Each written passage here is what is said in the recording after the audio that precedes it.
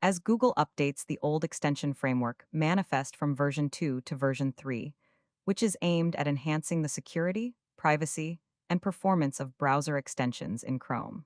As a result of this enforcement, uBlock Origin, a widely used open source ad blocker, has been removed from extension stores for failing to comply with the updated best practices outlined in the framework. The Manifest version 3 update introduces significant changes, including revisions to features that previously allowed extensions like uBlock Origin to modify network interactions and block advertisement content. The new framework restricts these capabilities, reducing the extension's ability to function with its former efficiency. However, Google defends the change, stating that the updated API is intended to bolster security and privacy by minimizing the risk of malicious extensions exploiting network request manipulations. Consequently, the decision has prompted notable consequences for users. Many have begun migrating to alternative browsers, such as Firefox, which continues to support uBlock Origin, or Brave, a Chromium-based browser equipped with its own integrated ad blocking technology. In a related story tied to Google, the U.S. Department of Justice, DOJ, has released a proposal requiring Google to divest its Chrome browser to new buyers and cease payments to alternative browsers, such as Firefox and Safari, to secure its position as the default search engine. The proposal stems from an ongoing legal battle over Google's alleged anti-competitive practices.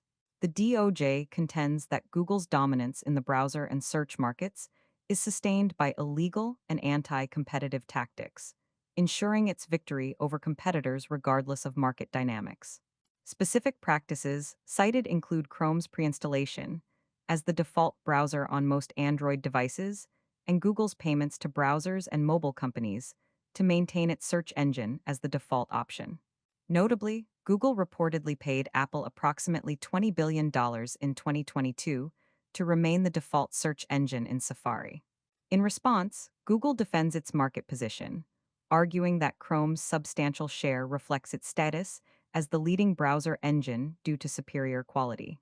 The company also emphasizes that users can freely change their default search engine and points to similar practices by competitors, such as Microsoft Edge, which it claims the DOJ overlooks. The potential consequences of the proposal are significant. For Google, losing Chrome could disrupt a critical component of its revenue model, which relies heavily on ads tied to Chrome and Google Search. Uncertainty surrounds Chrome's future viability under new ownership, given the substantial funding it requires, resources that Google currently provides, and that other entities may struggle to match. Additionally, Firefox, which depends on Google's payments to remain operational, could face an existential threat if these funds are cut off. Finally, the open-source Chromium engine, which powers Chrome and underpins browsers like Brave, Arc, and Vivaldi, relies on Google's ongoing development of features and its extension ecosystem.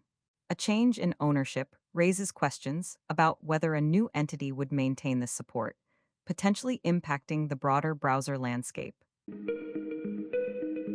Another big tech that has received a government order is Apple. Brazilian federal court has mandated that Apple permit apps sideloading on iOS devices within 90 days, challenging the company's long-established App Store policies. Therefore, this ruling could establish a precedent with potential implications for other jurisdictions. The decision is viewed as a significant development for app developers, both large and small, who have long relied exclusively on Apple's App Store to reach iPhone users. Apple currently holds a monopoly over iOS app distribution, enforcing strict policies such as a mandatory 30% commission on transactions processed through its payment system, the only option available to developers. But developers argue that these restrictions suppress competition and innovation in the app marketplace, while also reducing their revenue and limiting their ability to offer competitive pricing. For years, they have advocated for Apple to either allow alternative app stores or permit third-party payment systems within the App Store. Apple, however, opposes the ruling, asserting that sideloading undermines user safety and the integrity of the iOS ecosystem. The company maintains that its closed system provides robust protection against malware and unauthorized data access, benefits it claims could be jeopardized by opening iOS to external app sources. Finally, Andrew Bardo, Professor Emeritus of Information and Computer Sciences at the University of Massachusetts, and Richard Sutton, Professor of Computer Science at the University of Alberta, have been awarded the 2024 Turing Award for their pioneering work in reinforcement learning. Widely regarded as a cornerstone of intelligent system development, their contributions have significantly shaped the field of artificial intelligence. Reinforcement learning mimics the way animals learn through trial and error. Similar to how a trainer rewards or corrects a dog based on its performance of a task, reinforcement learning trains machines by allowing them to make initial random decisions.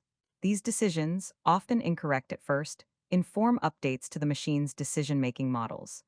Over time, with repeated training, the models improve, enabling more accurate and effective outcomes. The Turing Award, often referred to as the Nobel Prize of Computing, includes a $1 million prize. Bardo and Sutton's work has had a profound impact on machine learning and its practical applications. Their early developments in reinforcement learning have evolved and contributed to major AI milestones, including the AlphaGo program, which defeated human Go champions in 2016 and 2017, and the advancement of large language models like ChatGPT, which power many of today's cutting-edge AI systems. That's all for this week, and thank you for watching and see you next week unless